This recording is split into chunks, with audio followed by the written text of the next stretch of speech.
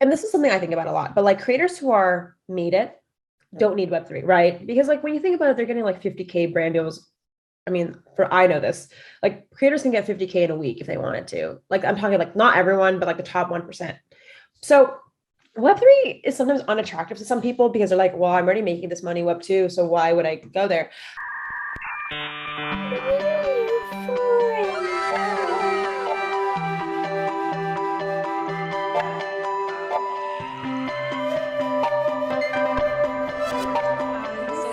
And I feel like the thing about our current financial system is Hello, everyone. Welcome to yet another episode of NewForum. We're always excited to bring you awesome guests on our podcast. We're powered by Newcoin Foundation, focused on fostering the expansion of decentralized social applications, also known as Social 3.0, by forming an ecosystem and a community of visionaries, creators, and investors to spark conversations on the topics of crypto, the metaverse, NFT, and everything Web3. And in today's episode, we're super excited and honored to have with us Jade Darmawangsa. She's a 20-year-old successful YouTuber, entrepreneur, and founder of NFT Tree and X-State Media. We're going to talk with Jade about the creative industry, running a successful YouTube channel and business, and what she finds fascinating about Web3 and especially social impact NFTs. Hey, Jade, we're super happy to have you with us today. Thank you so much for having me. Yeah, so Jade, I know a bit about your backstory and followed a bit your journey about, your story about dropping out of high school to found your media company and becoming an entrepreneur at such a young age. And I'm wondering, how was this whole incredible journey for you? Yeah, so I started really young. So I wanted to be a YouTuber. And I started when I was 9 years old doing content. And then I transcended my brand onto YouTube. But then when Instagram was popular, I was making Instagram content. And then when TikTok was popular, I did that. So I've been a creator for my entire life, and I made it a full-time job at 16, 17. So I was making full-time revenue from just taking brand deals. But I, always had some side businesses, but I really wanted to, build something bigger. I feel like being an influencer can be very unfulfilling. So I started my company X8 Media, where we were helping brands get influencer connections, since a lot of my friends were TikTokers and creators. But I also wanted to do more meaningful impact in the real world because I got very passionate about environmentalism. So I started NFT Tree House, which is a project where we plant trees as NFTs in under-resourced neighborhoods. Wow, that's an interesting background. And you started off so young. And what was it like growing up? Would you say all of this was from maybe support from family? Like, how did it happen for you? Because most 9-year-olds, they're probably will be worried about other things. And you're like so business minded. Would you say it's like the family you grew into? Like, who inspires you? What's your inspiration, your role models? Yeah, so my story is I actually came from a really struggling family where we didn't have any money. We literally at one point didn't have any money for rent. And I wanted, like, as most 9-year-olds do, want to have toys and stuff. My parents wouldn't buy it for me, obviously, because we didn't have money. So I wanted to make my own money and generate some of the income for myself just so I could buy toys. It was mainly toys at the time. It wasn't actually like moving to LA, but then I ended up, getting older and wanted to do those things. So that's my story and why I'm motivated. But also, like, I'm not someone that's extremely like money crazy. Like, money is obviously important, but my parents really taught me to live frugally, but also just live meaningfully. Like, my dad's always been a huge inspiration to me. He's always not thinking about purpose and like really helping the world. And he's also an entrepreneur, but he's also very like philanthropic when he thinks about certain things. So that's when I really wanted to do more environmental work. But I think business really just came on accident. Like, I really just wanted to buy toys. And then somehow I got really excited and addicted to making my own money, but also helping others along the way. I was thinking maybe you should have started a toy brand that kind of like has this story. I mean, I don't know the characters or what the toys that are made kind of like takes on this journey that you've been through or you've gone through, because I think it's really powerful and very inspiring. And so I'm not sure if you already mentioned that, but then I'm curious to know, like, how did you kind of get excited? So, you started off wanting to get toys, and then eventually like evolved into something big, right? And so when did the Web3 part come in there, and what got you excited about the creator economy? So, like I said, my dad has been a huge inspiration.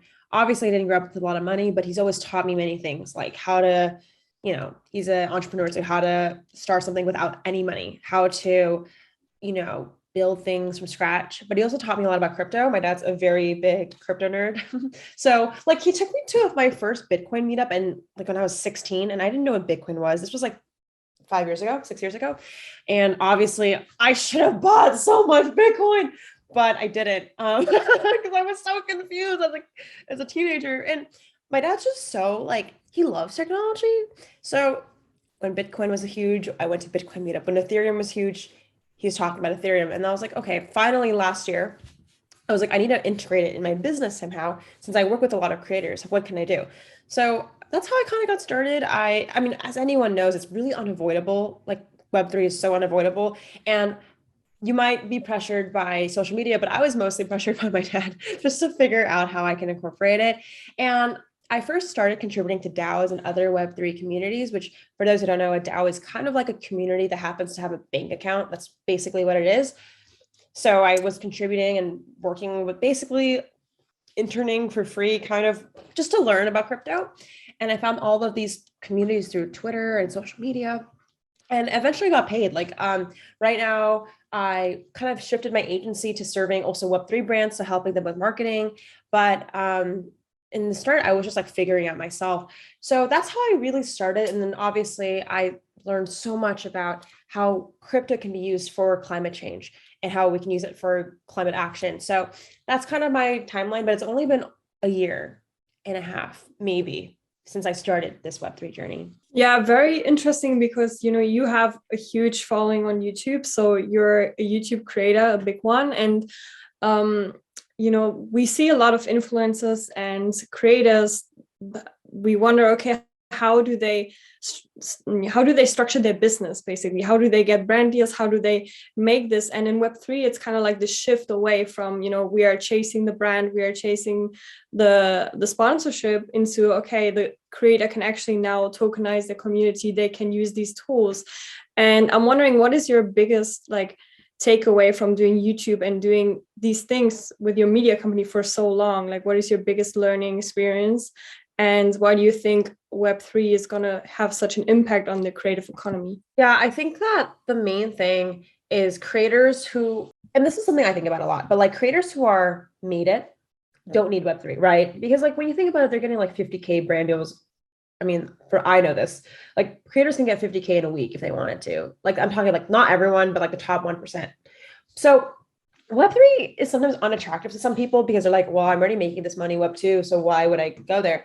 I think the biggest opportunity for Web3 is people who are under-resourced, or maybe a little later, or someone who doesn't have access to that wealth already. I think it's such a huge opportunity because we're early. And as you guys everyone have seen, people who were early investing in Bitcoin or Ethereum got extremely fruitful of their labor the past few years. So I think the main thing is like creators who didn't blow up in 2016 or 17 or the past year, but want to make something really meaningful, but need money, right? Because we all need money, can join Web3, work for a few communities or DAOs, or launch their own line of NFTs that are hopefully socially impact cautious. But, that I feel like it's a huge opportunity for people of color, for anyone who's a minority, because we weren't able to have access to this amount of money in the economy for a while. So that's kind of my perspective on it.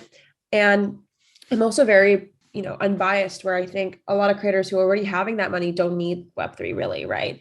And I think it's almost important not to jump in too early, especially if you're influencing a lot of younger people, like kids. You don't want to launch an NFT and don't know what you're doing, right? So I think if you're early, join Web3. If you're already established, join it, but take your time, obviously. There's no rush, because I really do think we're at the start. Right, that's great advice, I guess. I mean, I didn't think about it that way. I personally thought it would kind of fit everyone, whether you are already established in Web 2, or you're just starting out, or you're from the emerging market. But I think you touched on some really good points there. And also I'm curious to know what was behind, so you founded NFT Tree, and I want to know what was the inspiration behind that. And I mean, you mentioned a little bit about that, but if you can dive deeper into it, and why do you particularly care about the environmental impact with your company? Yeah, so I think for me, I used to not care too much about the environment until I started surfing. When you like surf, you realize how much stuff is in the ocean. And also you realize when there's a lot of rainfall, especially in California, all the dirt, debris literally goes in the ocean. It just funnels out. That's why after every rainfall, you're not allowed to surf, because after a certain amount of time, you just literally swim in oil pools and trash. And there are real habitats that like literally need that water and live there. But also it's just crazy to think that like, there's so many things we can't do. So I was more turned off. I was like, okay, well, how can I stop all this debris flowing in the ocean, right? Like that's nothing I can do. But then I learned a lot about small things humans can do. Obviously, there's a lot of corporations at fault for a lot of the climate disasters, like their emissions. But I discovered two things.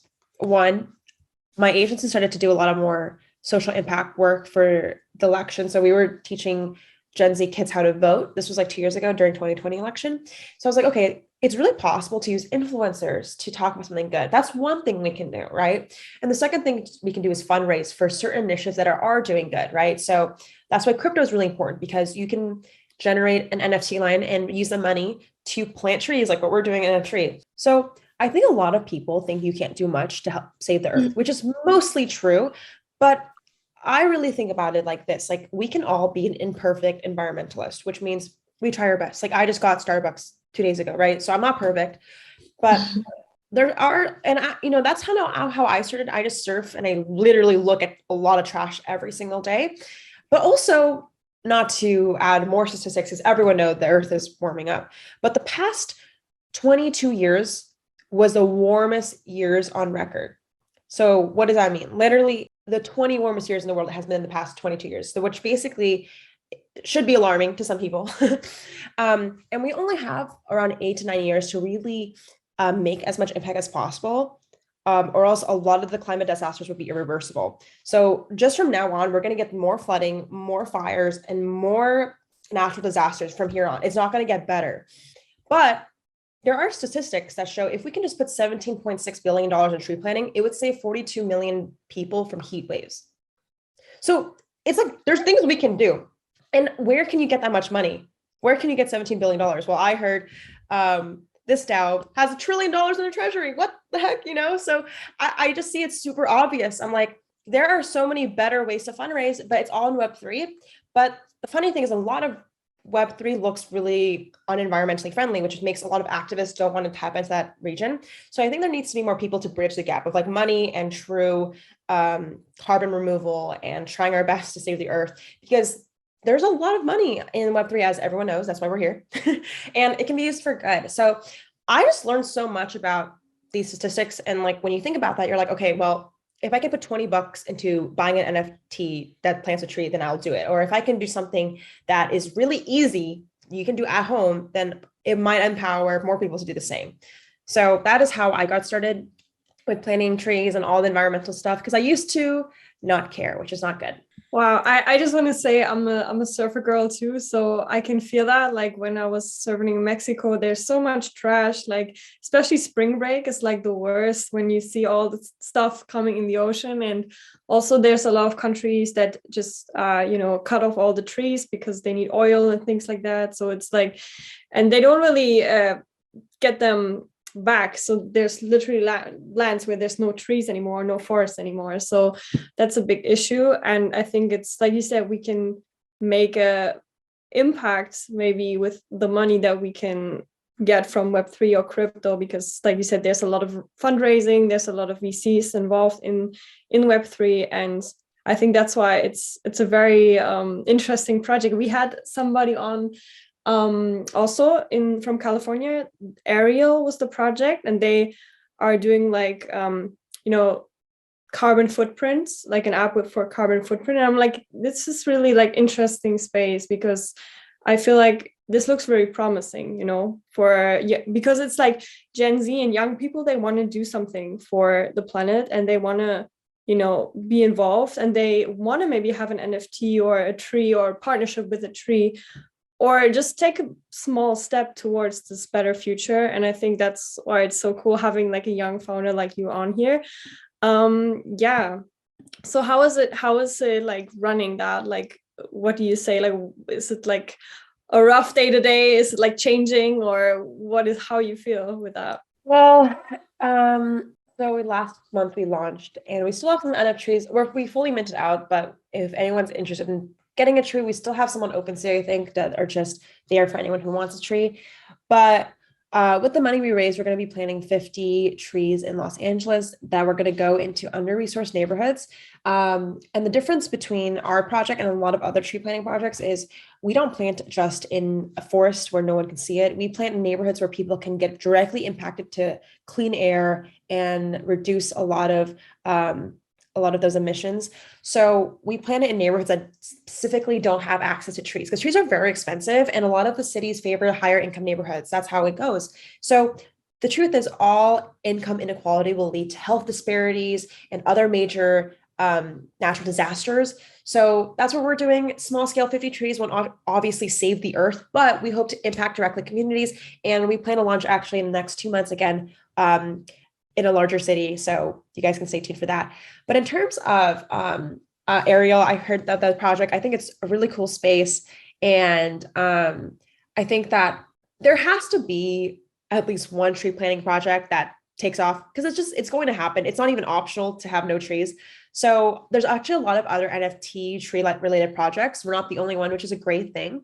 So I'm super excited for it. So yeah, I guess that's kind of the direct impact we're relating to right now.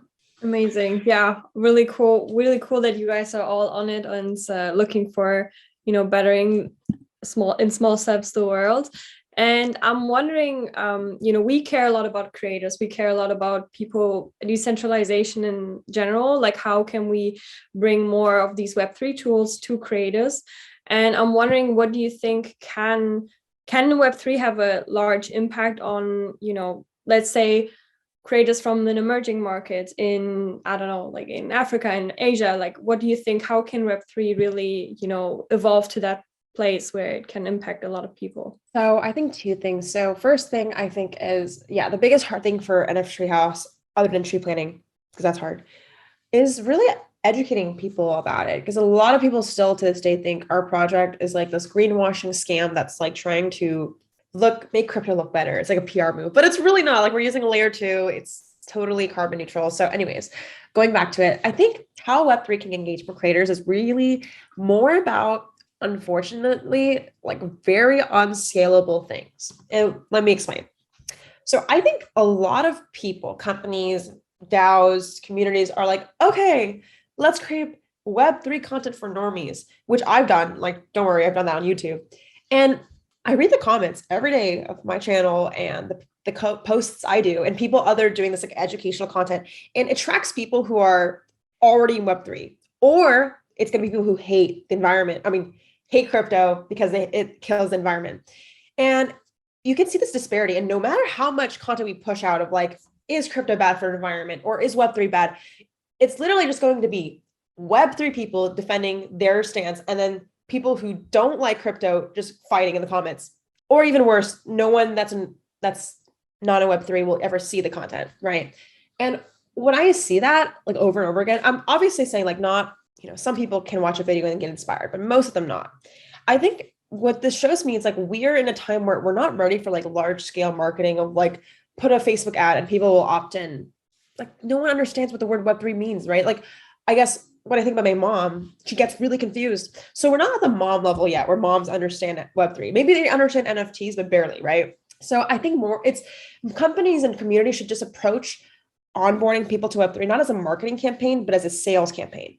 One-on-one conversations, events, really unscalable things. And that's really annoying because obviously I have run a marketing agency and that's a lot of money and time, but that's what we need. And like when I launched NFT House, I learned so many people don't know how to get Ethereum to Polygon and bridge the, to the other side of the rainbow, right? So like, it's like, these are not obvious things to people, and you have to do the unscalable things. And sometimes even having a Discord community won't onboard people. So I really think it's one-on-one conversations, events, Q&A, live streams are good because you can talk to people one-on-one, but nothing beats a face-to-face conversation. I think we'll get to a point where you can put a YouTube video out and people will get it, but we're not there yet. So I would say 1 year out from that standpoint. Circling back to when you mentioned that, planting 50 trees, might not seem like an impact, and the thought that the quote that came to, is it a quote? I'm not even sure, but it says like little drops of water makes a mighty ocean. And so it's like, it seems like it's 50, but the consistency really matters, right? And in a project like that. So that's really brilliant that you're doing. And what stood out for me is the fact that you guys are planting in like disadvantaged like neighborhoods. I think that's really incredible and admirable. And yeah, definitely. And I want to like hear your thoughts about like smart contracts. We've been talking about like, I guess the NFT side of Web3, and I'm curious to know, what do you think about smart contracts and DAOs, and how can they help creatives and entrepreneurs with compensations and contracts? Because I think you kind of stumbled into a situation where your payment was delayed. You mentioned it somewhere. I think you came across something like that. But if you can touch more on that, it would be great. Yeah, there needs to be like a smart contracts for YouTube contracts.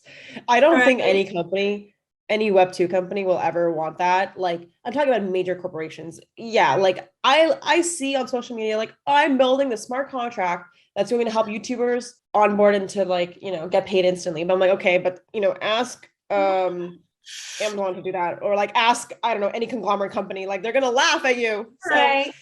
So, I see it really effective at startups. Like if I get paid by an under 500 person company, I think it's great. But normally they actually pay on time. That's the funny thing. It's really the big corporations that don't pay creators on time. Why is that? Why is that?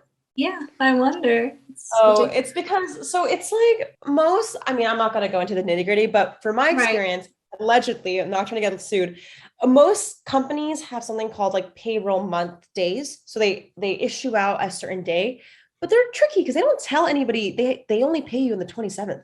So say you miss it by a day, like you don't submit the invoice by a day, they're going to put you to the next month. And then that's one instance, which is okay. Getting paid 1 month late is awful, but it's not that bad because I've gotten not paid for 3 months. And that's usually when they forget to onboard you into their system or their financial system. It's really stupid. And sometimes you get mailed a check, like mail the check. And, because of COVID, people are moving and like, we're not the same address. So sometimes you have to go back to the place to like deposit. It's really a mess. But anyways, I think if everybody can be on a smart contract, everyone would be happy. I just laugh at this because it's like, why is this such a medieval like kind of technique to pay people? Like they have so many people on their payroll, and I get that they have so many people to pay if you're a big company, but I think it's just like I hear it from models, I hear it from creative directors, I hear it from anyone working freelance, and I'm just like, aren't we all tired of that? Can we not all just get a smart contract? Because I know it's like in 2022 we have Neuralink and like brain powered AI chips, but we can't get paid on time. Yeah, like I think that should be like in the next years, it should be like a standard to make that in the creative industry, to just like get that system rolling. Jade, one last question I have for you today, and that is, I saw you have been part of the Launch House, which is like a, where you meet up with other creators or entrepreneurs to, I think, talk about Web3 projects. And I'm wondering, how was that experience for you?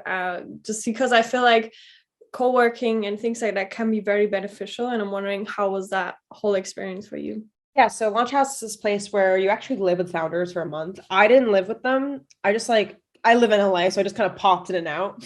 But I met so many other founders. I met 30 other founders that were in Web3, which at the time, I feel like now in April 2022, you can find founders in Web3, but at the time in like October, November, it was really hard to find a Web3 community in LA. So it was really cool. I don't think you need to pay whatever. It's expensive. Like launch house is expensive. If I don't think you need to pay like that much amount to just get a community. Obviously, if you don't have that money, don't. But it was a great experience and a reminder that when in doubt, try to get 10 group of your friends that are doing the same thing in one place to meet weekly or daily or whatever, and kind of give yourself a little hype group, because being a founder is hard. You're going to be depressed. You're going to go through a lot of issues. And even if you're not a founder, you're working in a startup, like it's awful, you know? So have a good support group, whether it's Launch House or just a group chat of your friends. I think that's huge for mental health.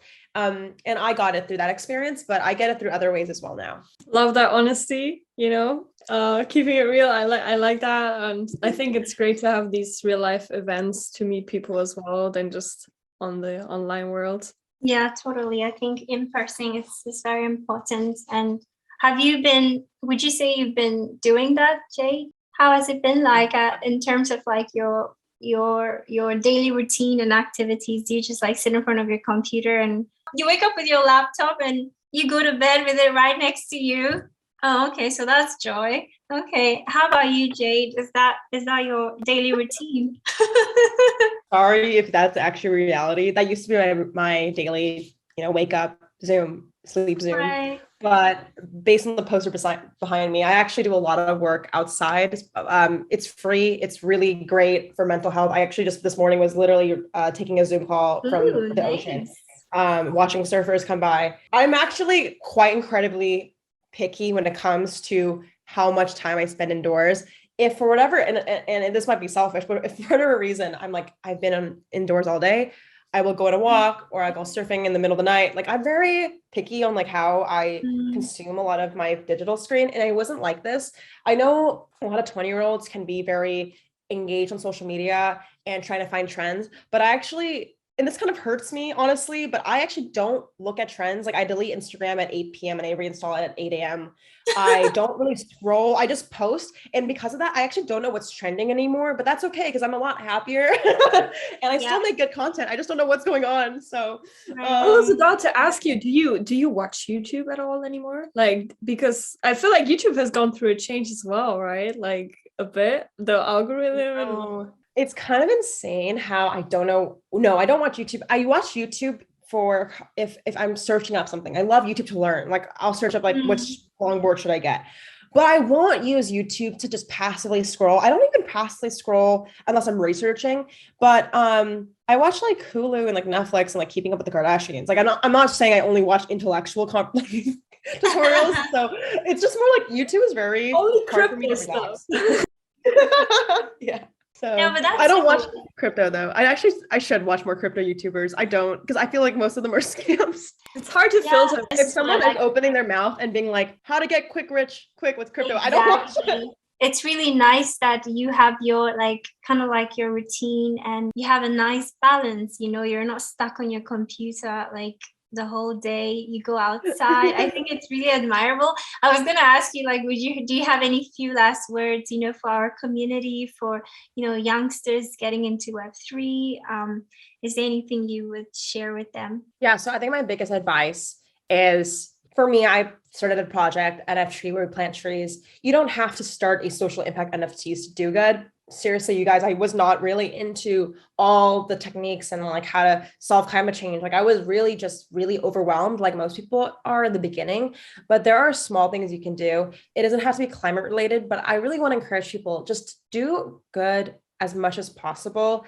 You don't have to quit your job to do social impact. You could just, share a project to a friend. You could just pick up trash or use less plastic. I also think a lot of people are assholes in the industry. You can be a nice person. And I always think like there's enough really bad projects out there and there needs to be more good, and just try your best. Like I call myself again, like an imperfect environmentalist because I still go maybe use the plastic water bottle on accident, or I might forget to, shop this brand that's more green and clean, but I will do everything in my power to do the best I can. And that's always enough. And I think there's something in the climate space called climate anxiety where people get overwhelmed of every single news and fire. But what I really like to focus on is the advancements and the future solutions that are exciting. And even if it's optimistic, even if it's like a little too optimistic to believe that we're going to be okay and our actions actually save the earth, because, in retrospect, it might not. I'd rather believe in a world that's optimistic than believe the world's gonna be on fire and there's nothing I can do, right? Let's just do as much as we can, because even if we're gonna go in flames, let's at least enjoy our time and do as much as possible. And it doesn't have to be climate related. It could just be doing your best in life, and you can still make money and do good. I feel like that's the main thing that I've learned. It's like, I thought you had to be a starving artist to be great. And if I join crypto, then I'm going to be a tech bro. It's just like not the case. You can live a very balanced surf lifestyle like me, or just take it at your own pace. And crypto is not just full of tech bros. There's obviously incredible women like you guys, and people who actually care about their time outside of crypto. So yeah, just do as much as good as possible. Love that. Said. Yes, well best said. Best advice, because going outside is really important as well. And like you said, I think that it's so important to find your community and to know that you can do something good and have that mindset of like, it might be like hard to solve climate change, but like you can just try. If nobody tries, nothing's gonna happen, and we're all gonna, go down. People who do something about it. So let's all do something about it. Definitely, I think you have a great mindset, and it's really great to have a role model or a person like you in this space, because everything you said in terms of like me asking if you had a few last words for our community, I think it was spot on. And I think that if we do business for good, I think that's the way it should be, and I think a lot of problems come out of like selfishness and just wanting more for oneself. And I think perhaps this is why DAOs are really doing very well, because it has this, we're all in it together. We all have this like aligned values, goals and whatnot. And it feels like there's this purpose of doing something good.